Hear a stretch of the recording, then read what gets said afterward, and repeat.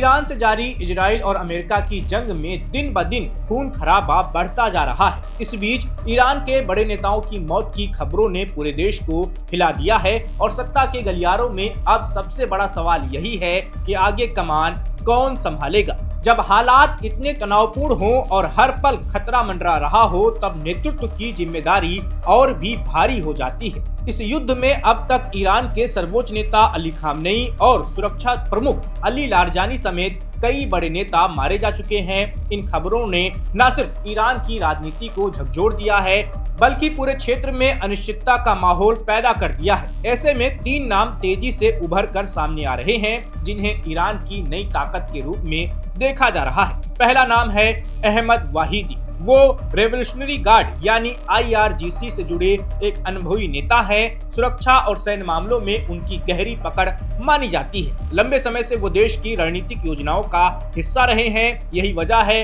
कि मौजूदा हालात में उन्हें एक मजबूत विकल्प के रूप में देखा जा रहा है। उनके पास वो अनुभव है जो युद्ध के समय फैसले लेने में काम आता है और यही उन्हें बाकी लोगों से अलग बनाता भी है। दूसरा नाम है मोहम्मद बाघेर गालिबाफ। वो इस समय ईरान की संसद के स्पीकर हैं और पहले IRGC के कमांडर भी रह चुके हैं। उनके पास राजनीतिक और सैन्य दोनों तरह का अनुभव है जो उन्हें एक संतुलित नेता बनाता है। गालिबाफ को फैसले लेने में तेज और व्यवहारिक माना जाता है। सरकार के बड़े निर्णयों में उनकी भूमिका पहले से ही अहम रही है, इसलिए संकट के इस दौर में उनका नाम आगे आना स्वाभाविक माना जा रहा है। तीसरा और बेहद अहम नाम है इस्माइल कानी का। वो कुड्स फोर्स के प्रमुख हैं जो ईरान के विदेशों में होने वाले सैन्य अभियानों को संभालती है। कानी को पर्दे के पीछे रहकर काम करने वाला रणनीतिक दिमाग माना जाता है। युद्ध के समय उनकी भूमिका और भी महत्वपूर्ण हो जाती है, क्योंकि वो न सिर्फ दुश्मनों की चाल को समझते हैं, बल्कि उसका जवाब देने की योजना भी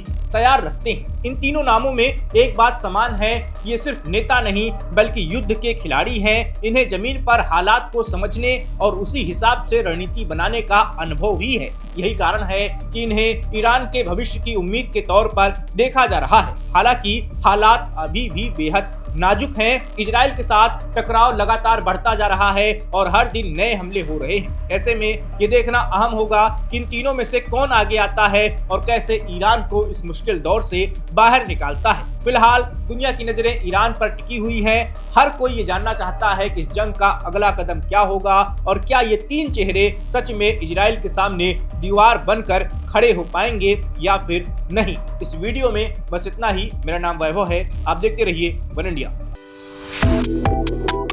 Subscribe to One India and never miss an update. Download the One India app now.